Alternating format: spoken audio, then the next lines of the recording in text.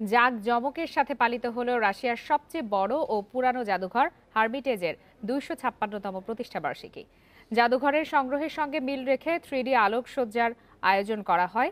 করোনার কারণে দর্শনার্থীদের জাদুঘরে প্রবেশে নিষেধাজ্ঞা থাকলেও 2 দিনের আয়োজন সরাসরি সম্প্রচার করা হচ্ছে হার্মিটেজের ওয়েবসাইটে।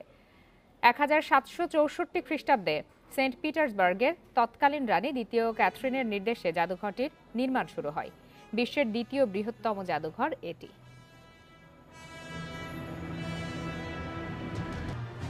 Баталия сия славная стала первой викторией в истории флота российского.